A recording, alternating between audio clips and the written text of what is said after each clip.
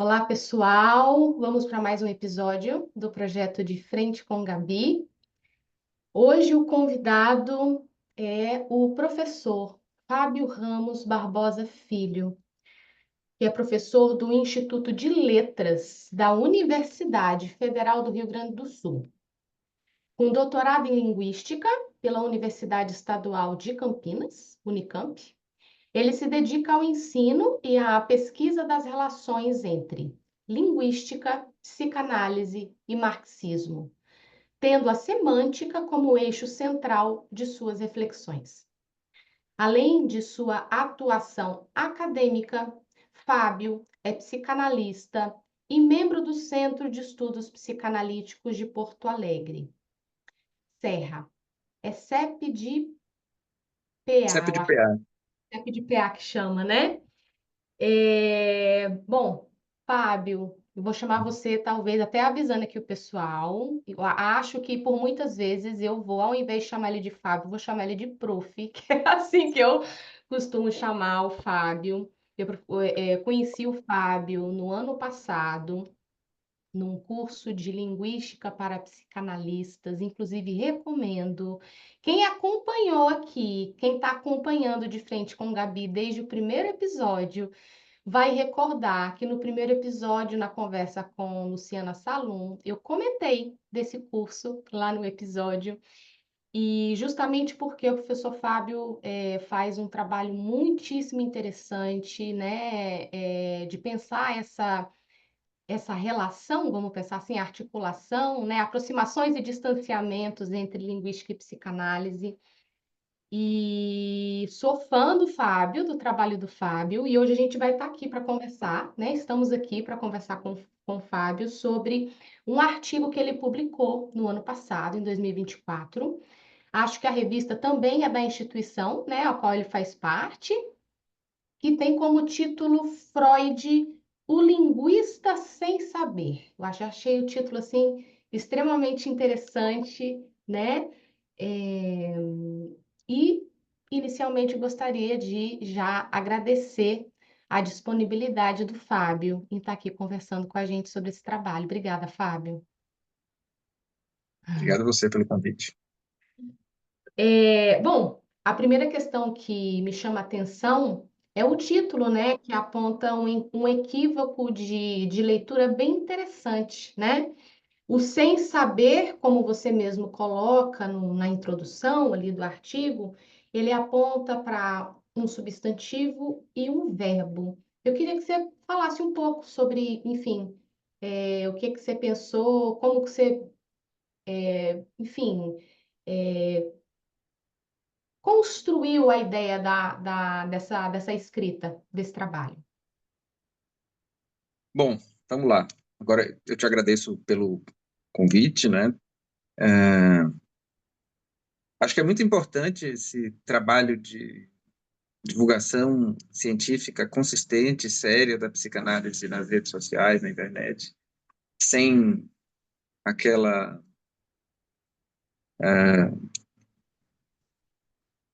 como é que eu posso dizer, parodização da linguagem de, do Instagram, da espetacularização da coisa, mas feita de um jeito extremamente consequente com o, as demandas teóricas dos nossos campos, né? E eu falo dos nossos justamente porque a gente está falando de interseções aqui. Uhum. Então, o que é que eu acho, para ir diretamente para a sua pergunta? Como é que surge essa ideia? A ideia surge há muito tempo, na verdade, porque eu conheci a psicanálise pela linguística, foi desde a linguística que eu tomei conhecimento de que a psicanálise existia, sei lá em 2006, eu discutindo morfologia com um professor na graduação, ele falava, quando estava explicando o conceito de signo, que tinha um psicanalista lá que tinha feito uma leitura muito sofisticada da teoria saussuriana. E eu, meu Deus, psicanálise, o que é que tem a ver? O que é isso? que é que tem a ver linguística e psicanálise? Tem nada a ver isso. E aí fui atrás, né? Fui procurar saber do que é que ele estava falando e me encantei, né? E é curioso isso, porque quanto mais eu estudava psicanálise, mais eu me apaixonava por linguística. Esse é um movimento curioso na minha vida. E desde então eu tenho me ocupado dessa investigação, por um lado, né? E da transmissão também dessa reflexão. Então, desde que eu comecei a trabalhar como professor universitário, volta e meia eu ofereço disciplinas, cursos livres ou de extensão, ou disciplinas na graduação e na pós-graduação, que tentam trabalhar aspectos da relação entre linguagem e psicanálise, e especificamente entre linguística e psicanálise. Esse texto, então, é um texto de divulgação científica, o Freud, o Linguista Sem Saber, um texto que eu publiquei para servir como uma espécie de primeira leitura para aqueles que se interessam pela relação entre linguística e psicanálise. Então, não é um texto de grande verticalização, de minúcias epistemológicas, na verdade, muito pelo contrário, é um texto que busca realmente oferecer um panorama, um sobrevoo da questão para leitores iniciantes, o que não deixa, não faz com que ele seja banal ou trivial. E ele serve como uma espécie de guia de leitura também para um grupo de estudos que a gente tem lá no CEP de PA, na instituição psicanalítica da qual eu faço parte, que é coordenado pela psicanalista Sueli Souza dos Santos, e que muita gente entrava com interesse pela linguística, mas que não tinham um, uma base teórica, uma trajetória que sustentasse algumas das discussões que a gente estava fazendo. E aí eu escrevi esse texto para isso, para que esse texto pudesse ser uma espécie de norteador preliminar para as discussões do nosso grupo de estudos. E por que que o sem saber, o Freud, o linguista sem saber, esse texto que joga, como você falou, com o verbo e com o substantivo, né? O, o título é inspirado completamente tomado de empréstimo de um livro de Georges Mounan, que é um linguista que eu gosto muito. Acho que é um dos meus linguistas favoritos. Está no meu panteão de linguistas favoritos.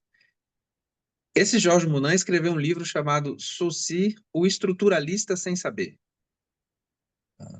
Esse livro até foi traduzido para o português, mas ele foi traduzido com outro nome, infelizmente, né? Porque perderam a oportunidade de, de colocar em circulação uma provocação bastante proveitosa, inclusive em termos de jogo de linguagem. Porque o que é que acontece? E é o que eu tento explicar ali bem no iniciozinho do texto. Quando a gente joga o sem saber,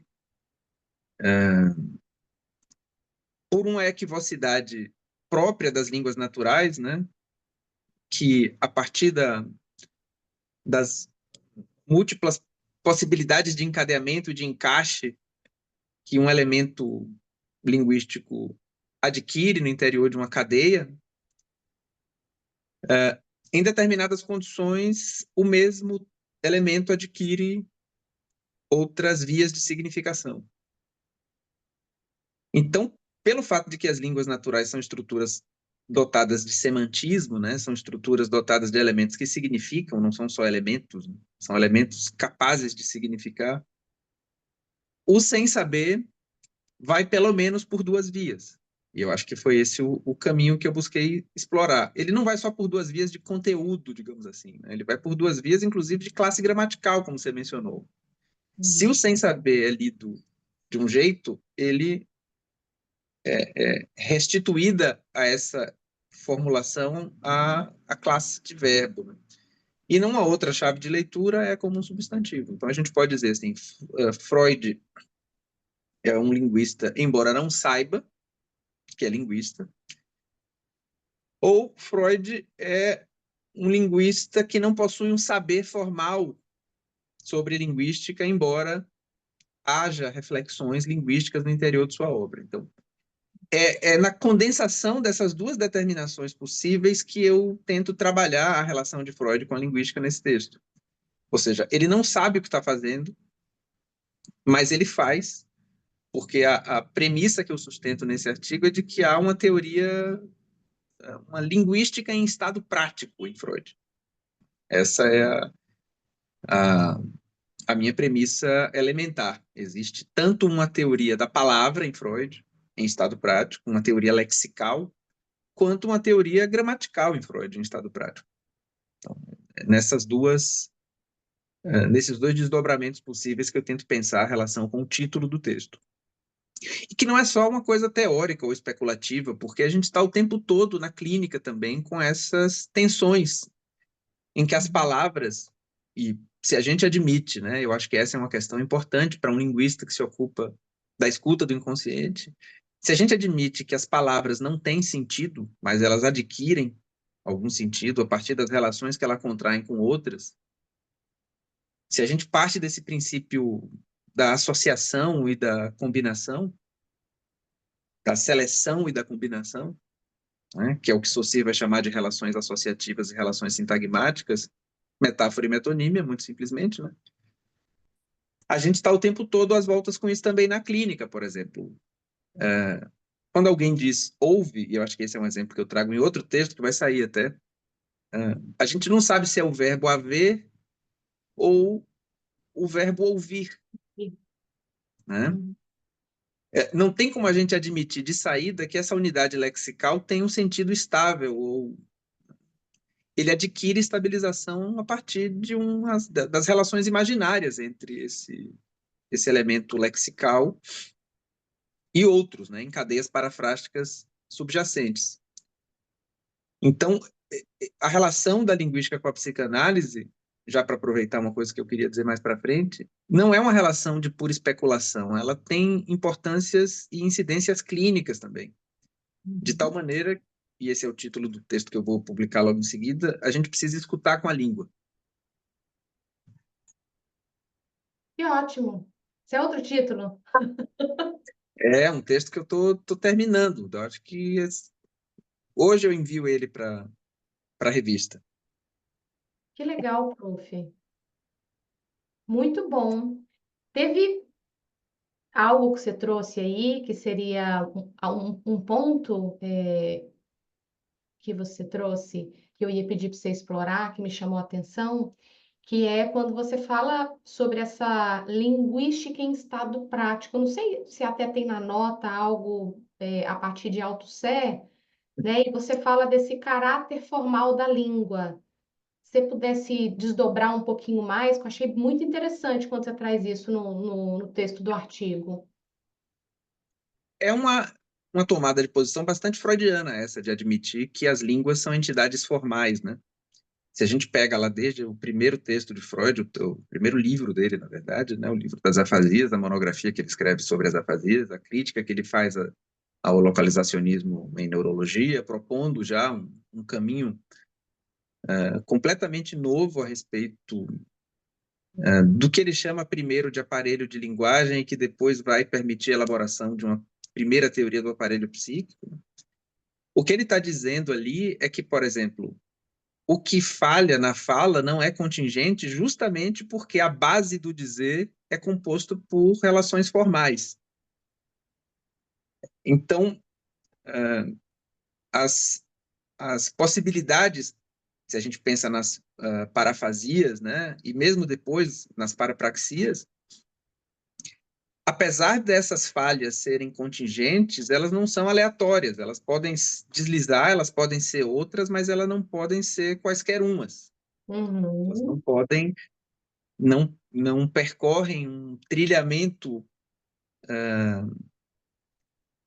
aleatório. Não Por é? quê?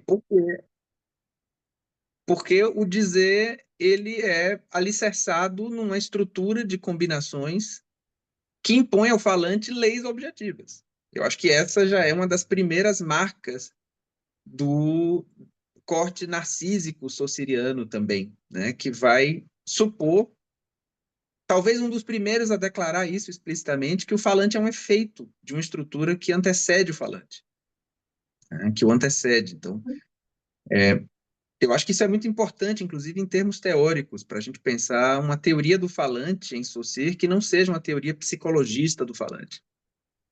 Ou seja, ele não vai considerar que o falante é ponto de partida, causa, origem do seu dizer. Muito pelo contrário, ele está determinado por um jogo de possibilidades que o antecede e que ele não controla. Em última instância, a gente poderia até dizer que ele é falado por uma estrutura que o antecede. E a gente nem está falando inconsciente aqui. Quando a gente fala disso, a gente está ali no curso de linguística geral. Isso já está ali, já está posto ali. Tanto que Saussure vai insistir nisso. O que importa mesmo são as possibilidades e não as realizações. Então, ele sempre vai colocar em relevo o fato de que a fala ela é incidental. O que importa mesmo é o que subjacentemente à fala orbita em torno dela como um conjunto de possibilidades. E essas possibilidades são garantidas pela existência formal da língua. A língua não é um meio de Uhum. expressão, não é um veículo de transmissão de informações. Ela é uma materialidade. E sendo assim, funcionando desse jeito, ela impõe efeitos ao dizer. Ela não é só um meio que comportaria ou teria como conteúdo mensagens que a gente precisaria decifrar. Ela tem uma materialidade específica. Eu acho que isso é muito importante, né? Inclusive em Freud. E, de novo, quando ele está falando ali das parafasias, nas afasias, ele vai dizer isso. Ele vai falar que, por exemplo, algumas confusões verbais têm a ver com porções de palavras que se imbricam. Porções de palavras, a gente pode dizer que são, sei lá, ou fonemas ou morfemas. Não são pedaços aleatórios também. Uhum. Isso é bem interessante de pensar, já me remeteu a, por exemplo, o repartitório, a carta roubada de Lacan, né, de pensar mesmo isso que não é aleatório, né, que há uma operação, né, e uma estrutura onde as combinações elas não são aleatórias, né? E que Uhum. por isso mesmo que o analista vai poder operar a partir dessa materialidade que é a fala, né? Sim. Enfim, com a estrutura da teoria do significante, né? E eu acho que essa é uma descoberta importante tanto de Freud quanto Saussure, né? Dizer assim que a fala ela é inteligível, inclusive em termos tanto de uma perspectiva psicanalítica quanto de uma perspectiva linguística, porque tem uma estrutura objetiva que subsidia esses processos. Senão, a gente estaria diante de um espaço de expressão sem nenhuma regularidade. É porque há regularidades discerníveis, retraçáveis, mapeáveis, formalizáveis, que a gente escuta. E que escutando a gente consegue reproduzir ou pensar as modalidades de articulação desses trilhamentos e dessas relações a partir de um ponto de vista que não é puramente intuitivo, mas que é alicerçado também em categorias, em noções, em conceitos, tanto teóricos quanto heurísticos, que nos permitem propor interpretações que não sejam simplesmente baseadas nas nossas intuições ou impressões. Acho que Uhum. é importante também trazer que, quando Lacan se aproxima da linguística, é justamente quando ele está buscando dar à psicanálise um certo estatuto de cientificidade, fugindo do psicologismo reinante ali da década de 50, né? E aí, para voltar à pergunta que você fez, eu esqueci de falar, você falava não lembro se você falou da filosofia espontânea, do estado prático, né? De uma teoria em estado Estado prático, prático. que de Linguística. algum modo isso, que o que Lacan parece reconhecer ali na psicanálise, e ele fala isso no seminário 1, não desse jeito, mas na abertura do seminário ele vai dizer algo assim, olha, a psicanálise parece estar comprometida com uma certa teoria espontânea do sujeito, né, e com uma certa teoria espontânea da língua também, da linguagem, em termos gerais. Toda vez que eu falar em linguagem aqui, eu vou estar falando desse conjunto língua-fala, tá? Mas sempre ligado à linguagem verbal. E quando ele faz essa denúncia, o que ele vai dizer é assim, sempre vai haver, na ausência de uma teorização, uma, um arranjo filosófico ou teórico operando em estado prático nas teorias. Isso pode ser muito interessante, mas pode ser muito ruim, porque ele pode estar recobrindo um espaço de conhecimento no interior dessa teoria. Então, se em psicanálise, por exemplo, a gente adota espontaneamente uma teoria da linguagem como meio de expressão, que incidências isso tem para a nossa clínica, por exemplo? Se em psicanálise a gente adota uma teoria do sujeito como pessoa ou como consciência, razão, que incidência isso tem para a nossa clínica? Ou Uhum. seja, todas essas categorias epistemológicas de base, elas não têm incidências na especulação metafísica da compleição das teorias e das diferentes tradições em psicanálise. Elas têm incidências diretas na proposição de escutas clínicas, de como é que a gente escuta na clínica. Ou seja, uma filosofia espontânea ou uma teoria espontânea ou uma teoria em estado prático, ela precisa ser teorizada. Ela pode nos dar elementos importantes de conhecimento, no entanto, esses elementos não foram formalizados ainda. Eles precisam ser. E é por isso que eu digo, tem em Freud uma teoria do significante em estado prático. De fato, eu acho que tem sim uma teoria do significante em estado prático em Freud. Lacan vai dizer isso no Seminário 11, né? Que aquilo que Freud chama, por exemplo, de sinais de percepção ou sinais perceptivos, ele vai dizer, bom, isso aí é muito parecido com o que eu estou chamando aqui de significante. Traços perceptivos, depende da tradução. Até na tradução brasileira da Imago foi traduzido como signos perceptivos. Uhum. Então, o que está na carta 52, no caso, né? Lacan vai fazer um comentário de uma passagem da carta 52. Então, o que eu acho é isso. Não basta estar em estado prático. Estar em estado prático é muito importante. O que a gente precisa é pegar os rudimentos dessa reflexão que está em estado prático e, de fato, teorizar. O que é que significa isso? É tirar da transparência declaratória, opacizar isso, né? Uhum. Para transformar isso num problema, Uhum. interrogar. Porque o nosso trabalho, em linhas gerais, não é. Isso é muito curioso, porque às vezes, quando a gente parte de uma perspectiva um pouco hermenêutica, fenomenológica, a gente acredita que o trabalho de um analista, seja de um analista de processos de linguagem, um analista de discurso, por exemplo, um linguista ou um psicanalista, que nosso trabalho seria tirar da opacidade e colocar na transparência, né? Mas é o contrário, é É exatamente o trabalhar contrário. com a opacidade, a partir da opacidade. Exatamente. Inclusive, tentando trabalhar as condições de produção dessa opacidade, ou seja, de que maneira essa opacidade produz efeitos de transparência, se transformando em evidências, em coisas perceptíveis, visíveis. É Uhum. estranhar mesmo. Uhum. Aquilo que se constrói como transparente, como óbvio, como evidente. Esse é o trabalho de todo analista, né? Seja de um analista Uhum. na clínica, seja de um analista de discurso, quando trabalha com um determinado conjunto de materiais verbais. De fato, eu acho que esse é um trabalho transversal. Interessante, porque você acaba de trazer um ponto de encontro, talvez, para a gente poder pensar entre o trabalho do psicanalista clínico, de um analista que está ali no tato, no cotidiano da clínica, e do analista do discurso, já estou pensando na análise do discurso como um campo outro, né? Mas que você traz aí uma chave de um ponto de encontro que conversa com a linguística também, né? Uhum, Que foi inclusive o que me possibilitou pensar em fazer pós-graduação a partir dessa possibilidade de encontro, né? Falar, aqui dá para mim fazer uma pós em que algo do que eu já, sei lá, consigo caminhar, circular, que é a partir da psicanálise, dá para me tentar aqui pela análise do discurso, né?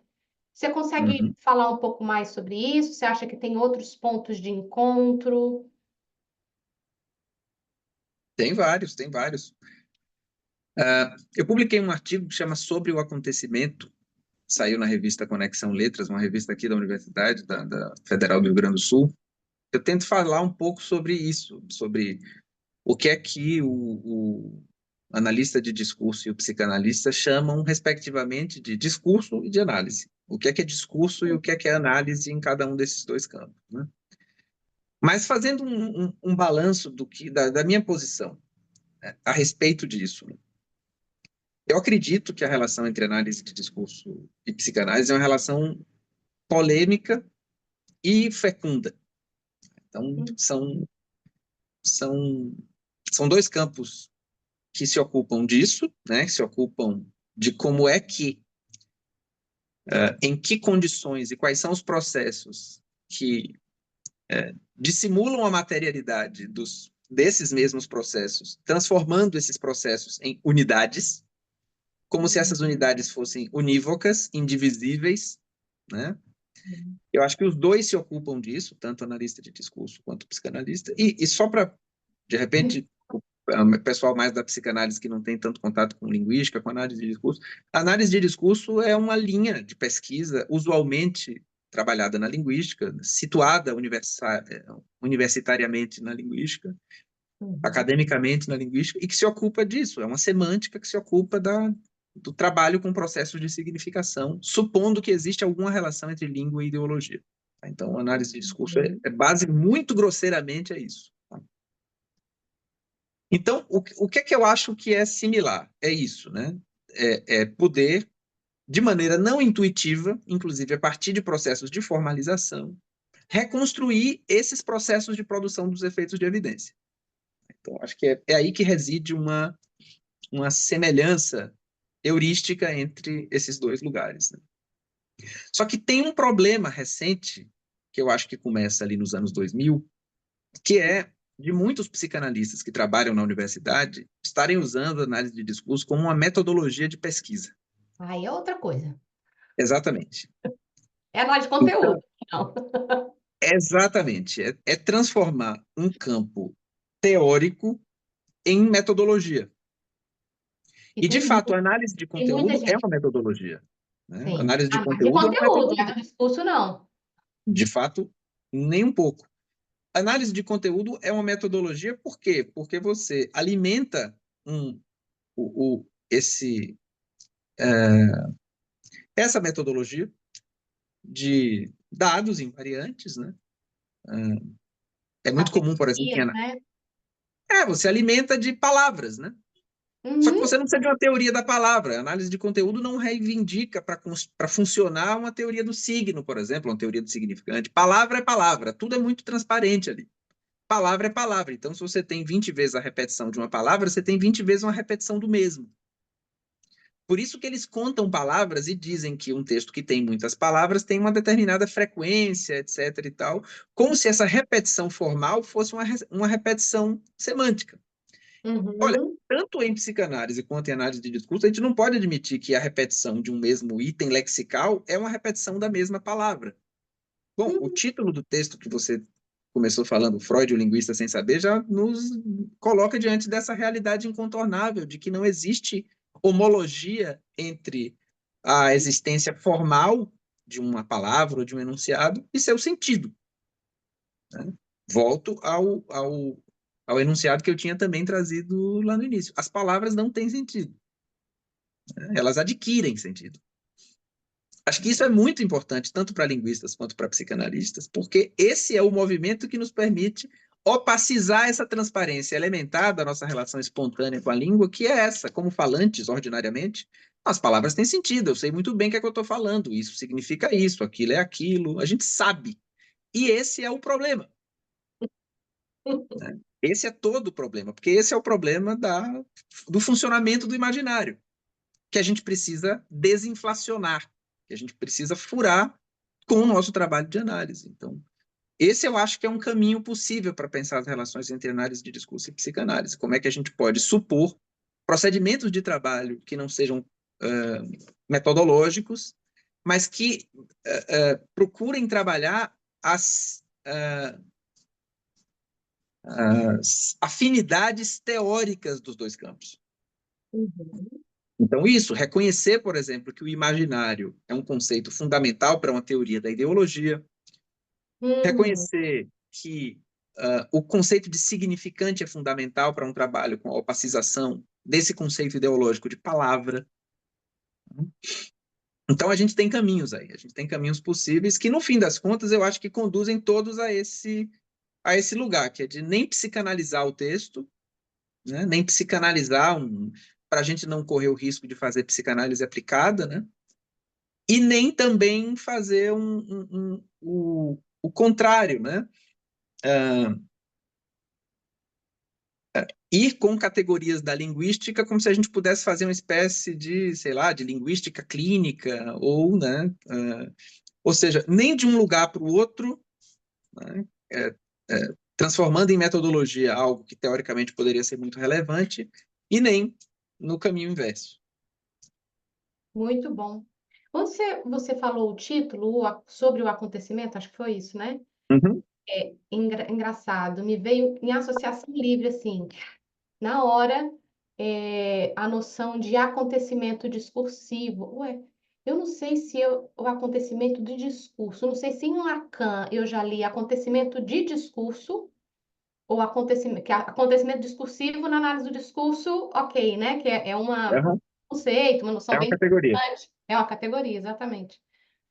Que eu não sei se dá para pensar também, né? Esse ponto de encontro, de aproximação e de possibilidade de pensar, né? Esses dois campos pensando a relação com a linguagem, de um modo Eu geral. acho que sim. Porque, Uhum. veja, o que ambos vão descobrir, e ambos vão descobrir isso a partir da teoria, mas também a partir de como as análises vão ocorrendo. Como é que o material vai nos mostrando coisas. Só que o material só pode mostrar coisas se a gente tiver numa posição de leitura capaz de ler essas coisas. Sim. Ou seja, a relação entre teoria e prática ela não é dicotômica.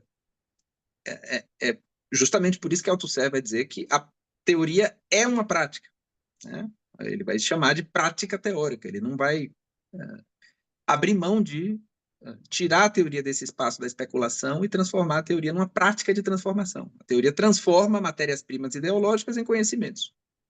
Essa é a prática da teoria. Uhum. Então, se a gente pensa que, pensando no acontecimento, né, que um enunciado que emerge, ele sempre está acompanhado de outros, isso já fura completamente uma concepção conteudista, Uhum. tanto na clínica quanto numa investigação semântica.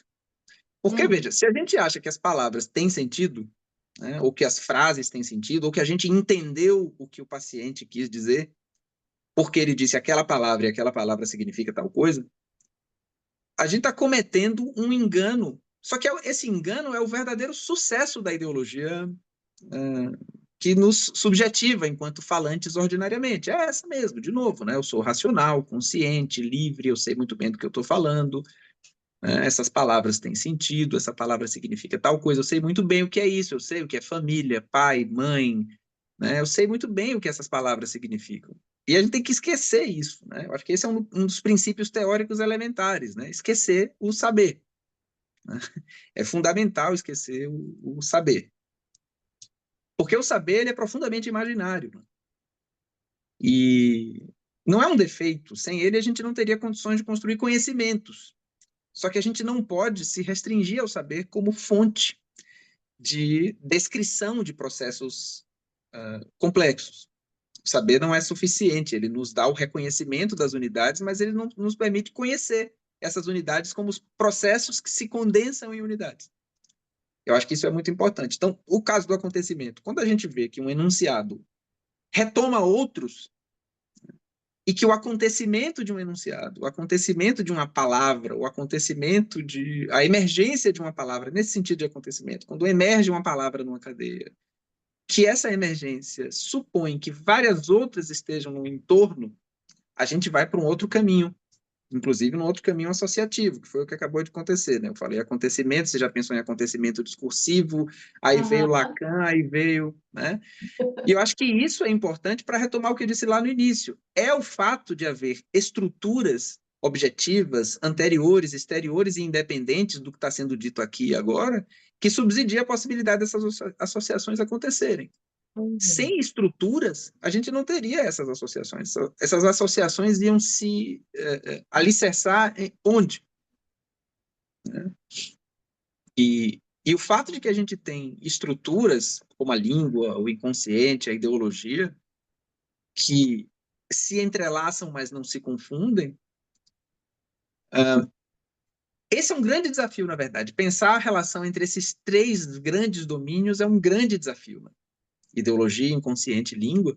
Bom, é nesse trio, né, que a análise de discurso vai tentar trabalhar alguma coisa, sem complementar um ao outro, mas tentar trabalhar os impasses entre essas três estruturas. Mas ela coloca desafios também para o psicanalista. Ela não coloca só desafios para o analista de discurso. A relação entre ideologia e inconsciente é fundamental para o psicanalista também.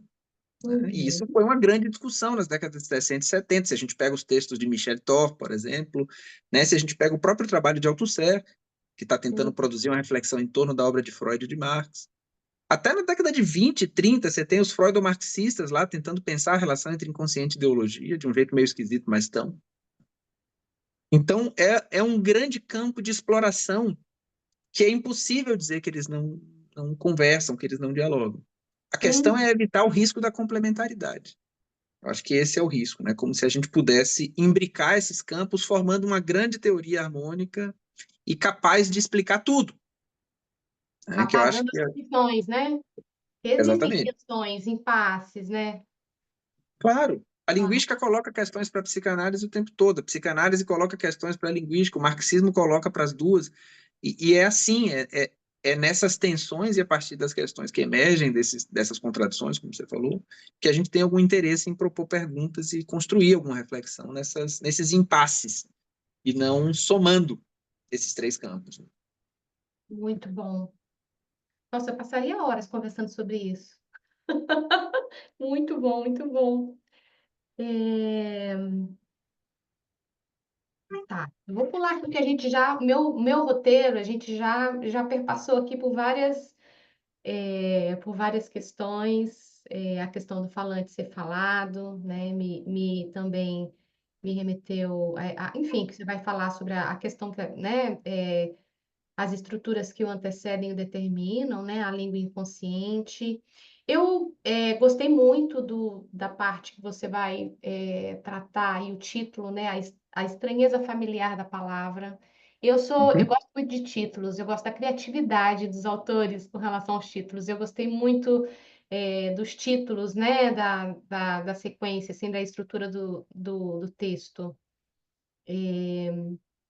A estranheza familiar da palavra ficou muito legal, assim, o modo como você vai, enfim, provocar ali a discussão. É, E eu queria tomar um pouco, assim, o que que você traz nas conclusões. Eu vou trazer um trechinho, está lá na Uhum. página 163, seguir a paginação da revista, que você vai escrever o seguinte: não seria exagerado, portanto, dizer que passamos de uma clínica do olhar a uma clínica da palavra.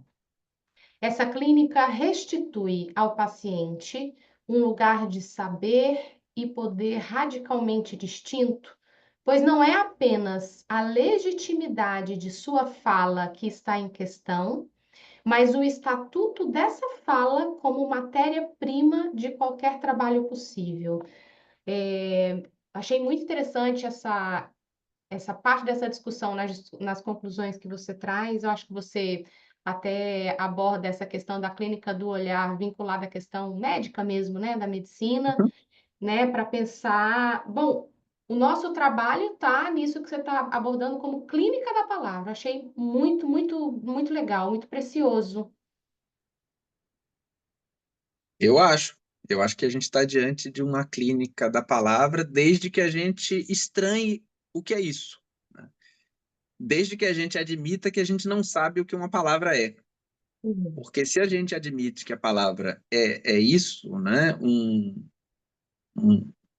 item lexical dotado de conteúdo semântico, como é usualmente o sentido de palavra corrente, então uma palavra é uma entidade formal que carrega um significado. Isso é o que usualmente se diz. Quando Saussure vai formular o conceito de signo, ele faz algo extremamente interessante, ele faz algo revolucionário. Assim como é revolucionária essa passagem de Freud do olhar para o ouvido, né? Da clínica do olhar para a clínica da palavra. Porque o que Saussure diz assim olha, os elementos da língua não são unidades, são duplos. Então, ele já corta de imediato o conceito de palavra como um conceito viável no interior de sua linguística.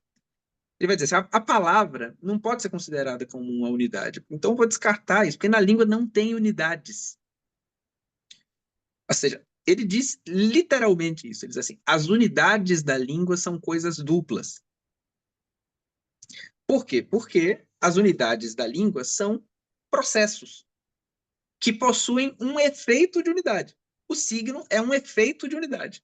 E a gente poderia até dizer, a palavra é um efeito de unidade. Né? E o que importa são os processos. E aí a gente volta para aquilo que a gente estava falando anteriormente. O que importa, tanto para o analista de discurso quanto para o psicanalista, são os processos, são as relações. Né? Porque é nas relações que as unidades são formadas a partir, né, desse batimento com as três grandes estruturas que nos interessam, a ideologia, a língua e o inconsciente. É no tensionamento entre essas três grandes estruturas que as unidades vão se forjando. Mas para voltar para isso das unidades, né, das unidades divididas ou desses duplos, né? Quando a gente diz que um signo é um encontro entre um conceito e um som, ou entre uma imagem acústica, impressão acústica, que é uma categoria que os neurologistas do século XIX já conheciam. Você pega lá o texto sobre as afasias, vocês vão, né? Freud está comentando todas essas relações a partir de várias categorias que os linguistas parecem se apropriar sem fazer uma menção correta, né? Imagem da palavra, por exemplo, os neurologistas usam, né? Movimento da palavra. E Freud vai usar todas essas categorias quando ele está fazendo a diferença entre as afasias motoras, né, e as afasias de condução, por exemplo, aquelas. Nem lembro se os termos são esses exatamente, mas ele faz uma diferença entre preliminar entre duas afasias. Né? Ele está falando de relações metafóricas e relações metonímicas, por exemplo. Né? Então, essa questão também já está presente ali. Mas então, quando a gente diz que as unidades são duplos, que são coisas duplas e não unívocas, né? São unidades não unívocas, a gente abre um precedente para questionar a palavra como um bloco homogêneo que ou reporta a seu sentido, a um sentido, ou a uma coisa, o que é pior ainda. Né? Porque, de fato, se a gente pensa nesses campos que a gente está discutindo aqui, não tem como a gente pensar a relação palavra-coisa, palavra-mundo. Toda a relação que nos importa é a relação palavra-palavra.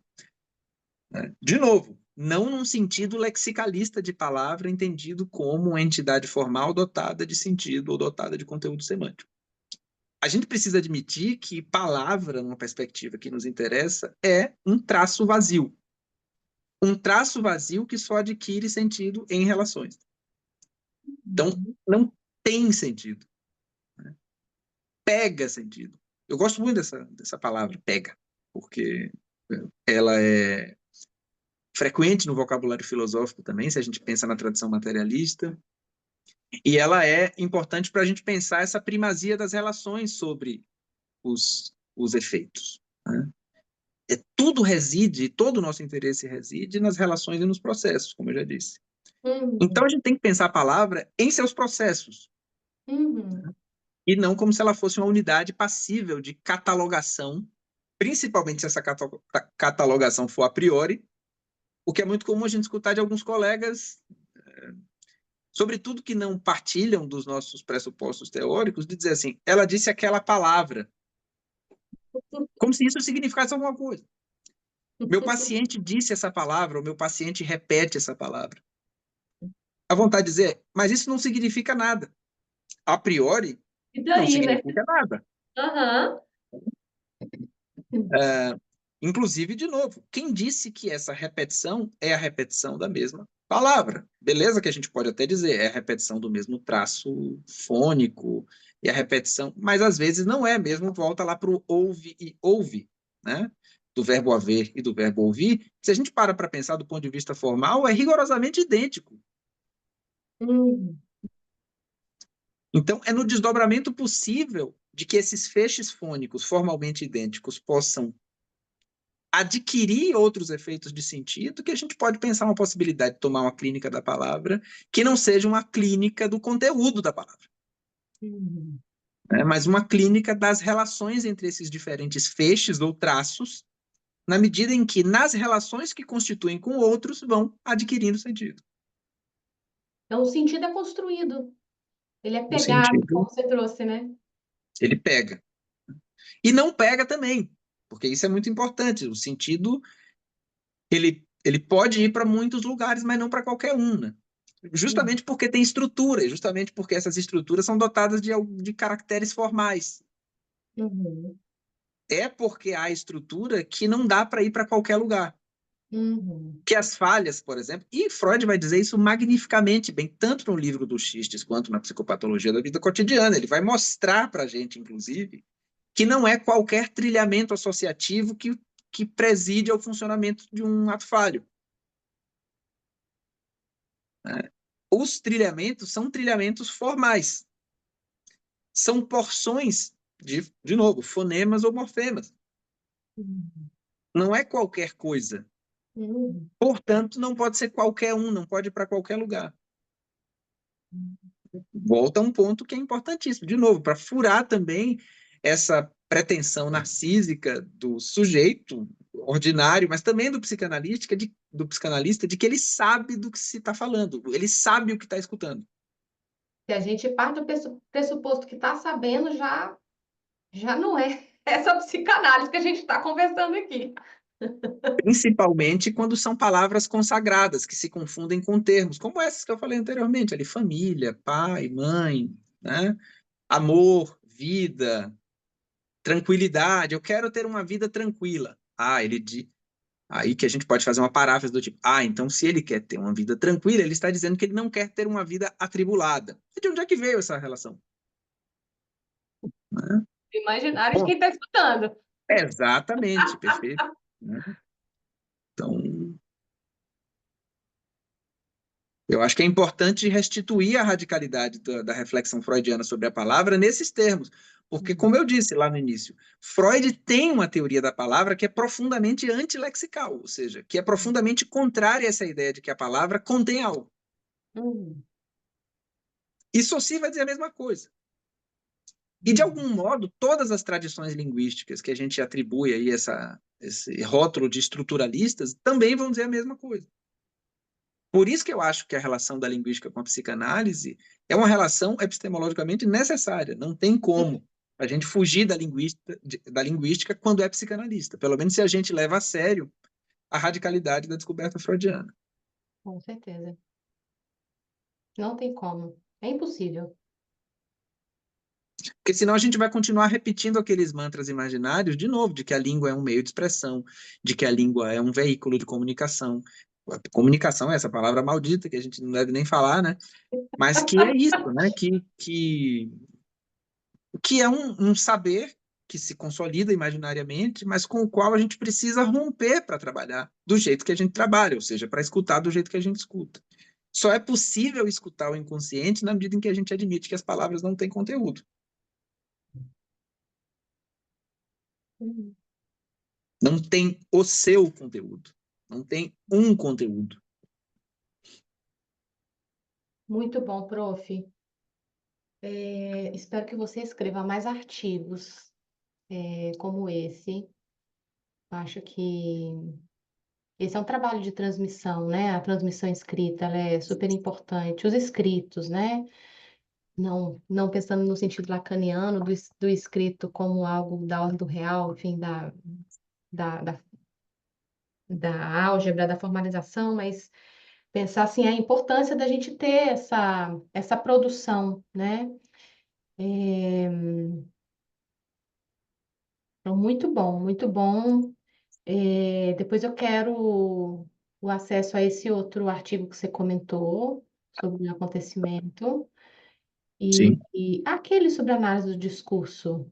É um livro? É um texto? É Aquele. um livro, chama O que é Análise de Discurso. Isso. Inclusive, esse texto sobre o acontecimento, a versão ampliada dele, vai sair nesse livro. Ai, que maravilha. E qual é a previsão? de lançamento? Abril, a gente vai lançar o livro no evento, no Bora! colóquio Michel Pechet. Ai, que inveja de quem vai conseguir. Queria tanto. Não Eu vou vou mandar um exemplar conseguir. para você. E aí eu te chamo de novo para a gente conversar sobre o livro. Já tem a prévia de um próximo convite. Já amei. Muito bom. Você quer comentar algo mais sobre o artigo ou a gente vai para o bate-bola? Vamos para o bate-bola. Deixa Bora, aí rápido. esse preâmbulo aí como spoiler para o pessoal, de repente, se interessar para ler o artigo, dar uma olhada lá. A Ó, revista do CEP, a revista do CEP está disponível gratuitamente online no site ai, que ótimo. Acho do que CEP. eu consigo colocar o link aqui embaixo, então, pessoal, Aham. aqui, né, na É descrição. cepdpa.com.br, você clica lá em revistas e todas as revistas publicadas até hoje estão disponíveis em formato digital, gratuito. Maravilha. Vou disponibilizar aqui para o pessoal, quem se interessar. Gente, vale muito a pena. Isso que o Fábio está trazendo, né? Da gente se atentar à importância da linguística para a psicanálise. Bom, vamos para o Não de bate-bola. maneira metodológica, desculpe te Não de interromper, mas maneira de novo, metodológica. exatamente, não como se a linguística fosse um substrato metodológico que possibilitasse essa gambiarra aí que eu chamo, brincando, claro, de linguística clínica. Não é disso que se trata, né? A Não. questão é como é que certos pressupostos da linguística podem tensionar com outros pressupostos da psicanálise e produzir uma reflexão sobre a escuta na clínica mais consequente com a radicalidade da descoberta freudiana. Perfeito. É isso. Eu me lembrei aqui da ideia de. Aí depois eu te pergunto, o grupo de supervisão que rolou lá no curso, enfim. Temos que Depois fazer uma supervisão coletiva. Eu tô bem empolgado com essa possibilidade. Acaba que todo mundo vai se comprometendo com outras coisas. Se a gente não definir uma data tem que né, e definir, até para começar a se encontrar e reunir, combinar, né? sim, já Bora, fala com o pessoal aí. bora. Vamos para o bate-bola jogo rápido. Por que a Uhum. psicanálise? Primeira pergunta. Porque ela me faz ser um linguista melhor. Que ótimo. O que que você considera importante na formação? Na formação de um linguista, a psicanálise, na formação de um psicanalista, a linguística. Mas, sobretudo, fazer parte de instituições. Eu acho que isso é muito importante. Eu não acho que é condição, mas eu acho que a interlocução, o trabalho coletivo é fundamental na formação de qualquer ofício. Então, não E necessariamente precisa ser uma instituição, pode ser você fazer parte de um grupo, de um coletivo, isso que né? são instituições, digamos assim, né? Não precisa ter CNPJ para ser uma instituição, mas que um Aham. trabalho coletivo sustentado em torno de grupos. Mas eu penso na instituição também como um espaço sólido e permanente, né? Que Uhum. se repensa ao longo do tempo, e não de Uhum. grupos fugidios e temporários que às vezes não resistem às próprias contradições e se dissipam porque não Uhum. toleram a diferença. Eu acho que o Uhum. bom da instituição, quando é uma boa instituição, é acolher a diferença e persistir no tempo apesar disso. E que o Uhum. trabalho também leve em conta a dimensão material dessas diferenças na reflexão teórica. Isso é super importante. Mas, Tem um texto, infelizmente, é, existem muitas instituições que não acolhem a diferença, que não a sabem lidar maioria, com a diferença. a maioria, a maioria delas, com certeza, concordo plenamente. Tem um texto muito bom, um livro de Anne Tardit, que chama As Formações do Psicanalista, que ela vai fazer um levantamento do conceito não do conceito, ela não vai trabalhar conceitualmente instituição, mas ela vai falar um pouco do lugar da instituição na formação, e eu acho que ela vai um pouco nessa direção, sabe? A instituição é importante na medida em que ela acolhe a possibilidade de que na diferença se produza algo, e que seja capaz de durar na diferença. Muito Eu, bom. eu vejo muitas instituições psicanalíticas nessas duas chaves que você acabou de comentar, ou que repudiam a diferença, inclusive a diferença teórica, e acabam se transformando em paróquias, né? Em câmeras de Igrejas eco, ortodoxas. Uhum, câmaras de ressonância, assim, em que só é possível repetir litanias, uhum, e a psicanálise vira uma espécie de sermão. Eu acho que tem muitas assim, igrejinhas, né? muitas, muitas. E tem outras que são tão heterogêneas, tão abertas a um conceito ingênuo de democracia, que não conseguem verticalizar debate. Ou seja, que não conseguem aprofundar, porque estão extremamente comprometidas com uma concepção, como eu disse, né, ingênua, mas também cínica de acolher todas as diferenças, tudo é psicanálise, tem espaço para todo mundo, que não brigam e que não disputam.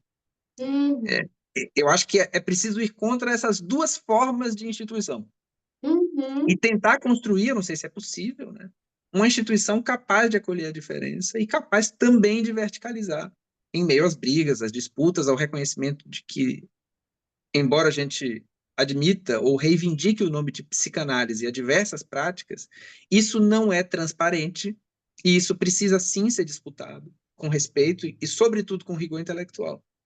uhum. Ótimo, adorei a resposta. Uma mulher na psicanálise.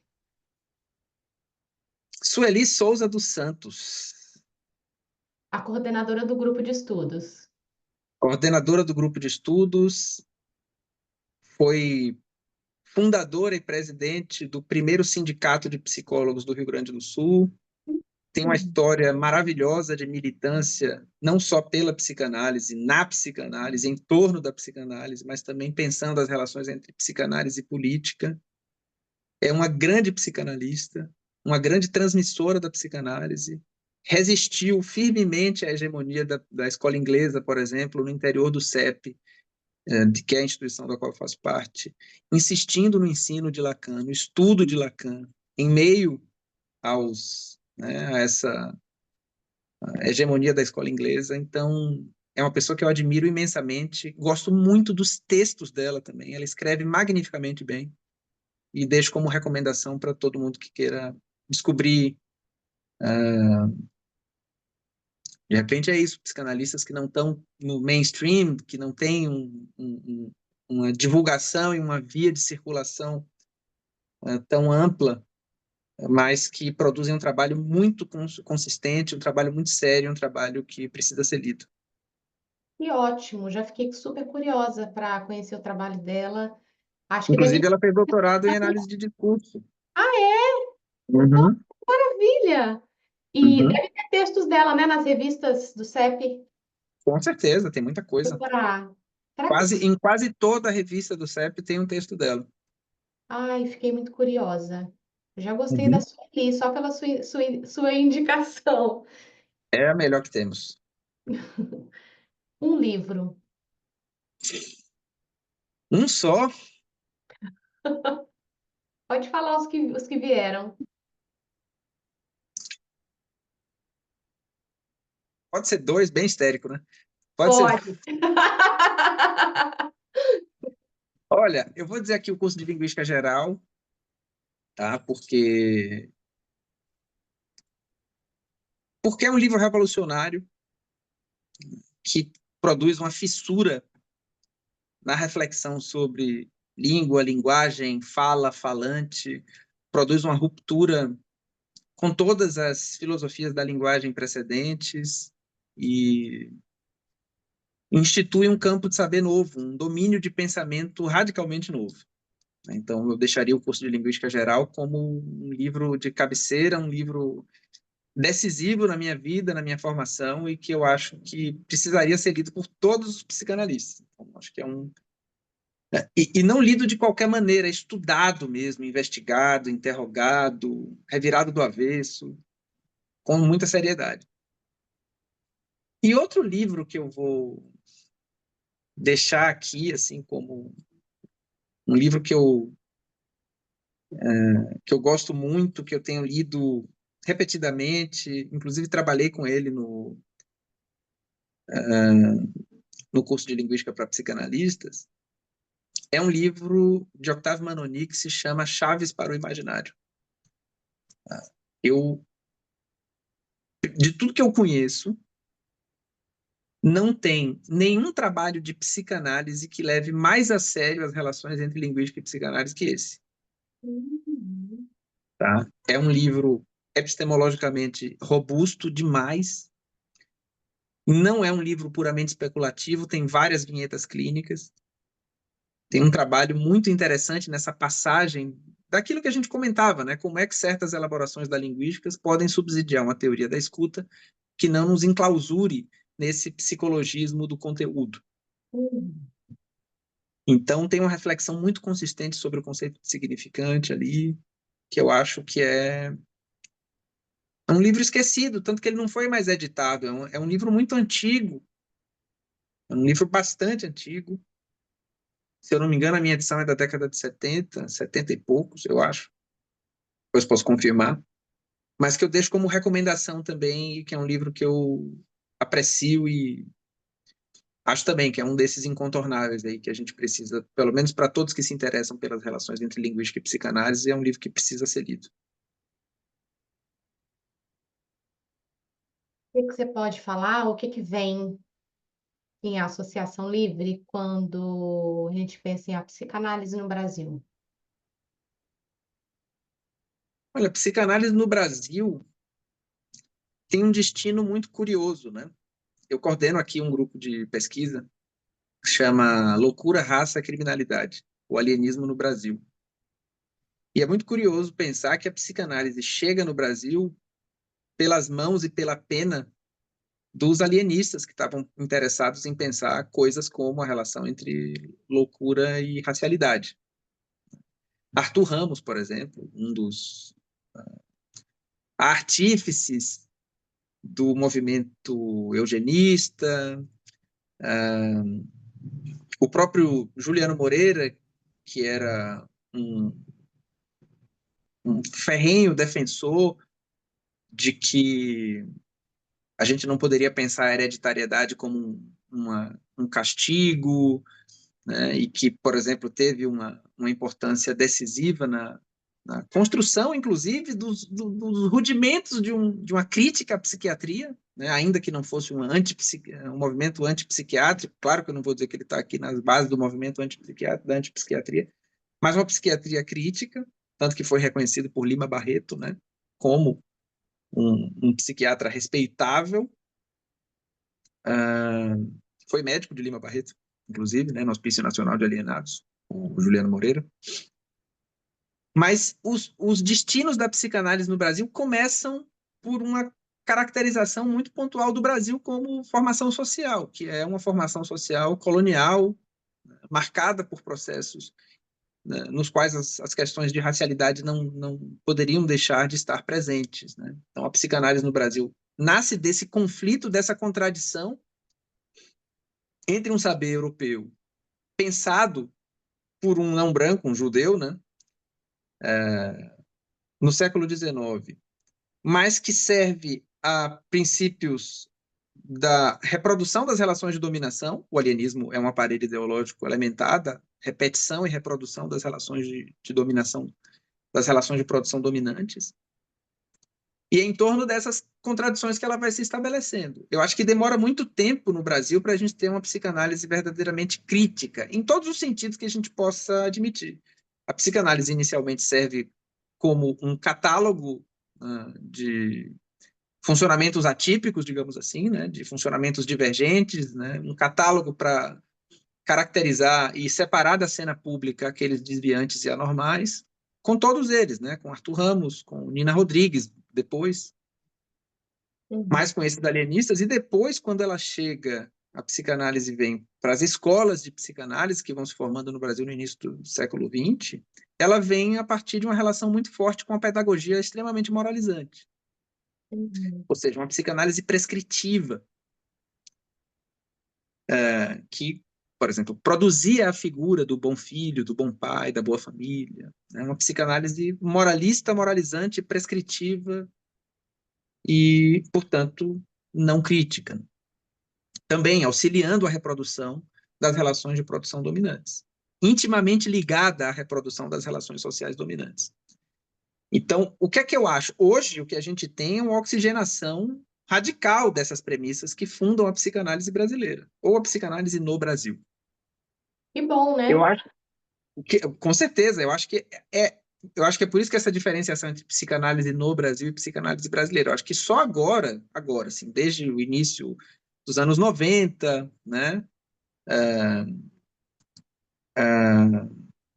que a gente tem uma tentativa de construção de uma ruptura com essa herança colonial de uma psicanálise normativa e prescritiva e que compreendia as relações com racialidade naquela chave de leitura, por exemplo, de Arthur Ramos, e construindo uma reflexão que incorpore elementos de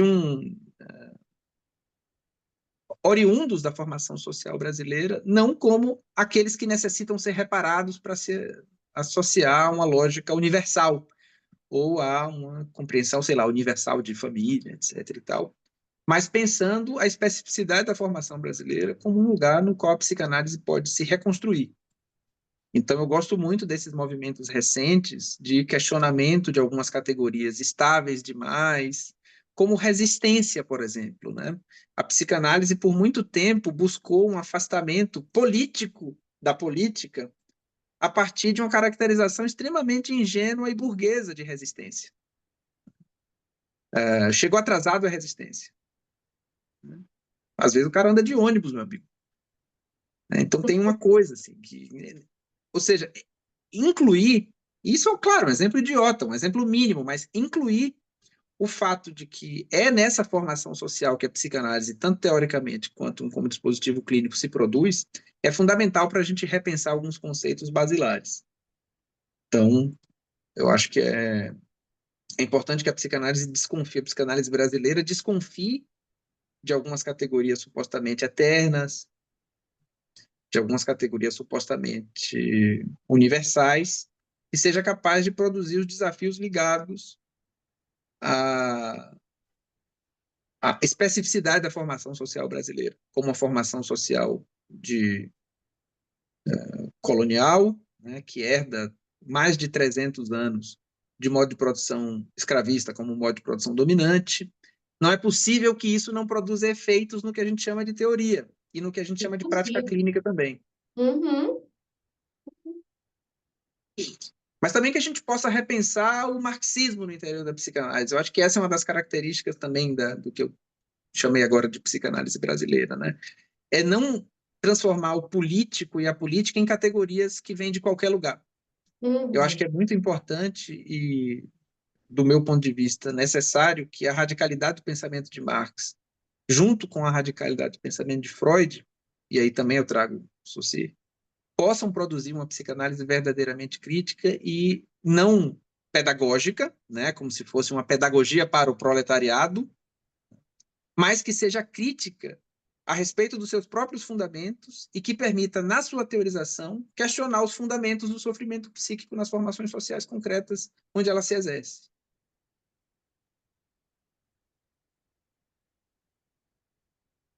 Muito interessante isso que você traz, fazendo um apanhado histórico, né? E situando esses elementos.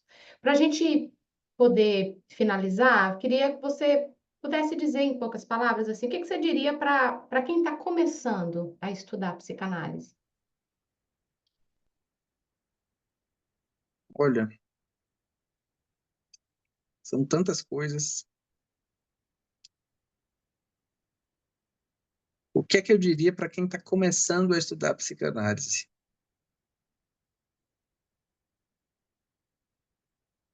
Leia Freud. Eu acho que é uma resposta fácil, mas que por trás dessa trivialidade aparente comporta uma necessidade que eu acho que é cada vez mais flagrante também. Porque, claro, muita coisa se produz, e muita coisa relevante, muita coisa importante, mas, querendo ou não, a obra de Freud, ela, ela não pode ser negligenciada e ela não pode ser tratada simplesmente como uma espécie de pano de fundo histórico da reflexão contemporânea. É preciso levar a sério a relevância epistemológica, a relevância teórica da obra de Freud, não a relevância histórica da obra de Freud. Isso que a gente está fazendo aqui no CEP, por exemplo, um retorno ao texto das afasias. A gente tem um projeto de pesquisa sobre o texto das afasias, que quase sempre é tratado como um texto que tem uma importância histórica, que tem a sua relevância na construção cronológica da obra freudiana, mas que não tem muita importância teórica, que não tem muita importância epistemológica. E o que a gente está tentando fazer é mostrar que tem sim, inclusive na construção dessa clínica da palavra que a gente comentava agora há pouco. Uhum. Então eu acho isso, né? Freud não é tão simples assim.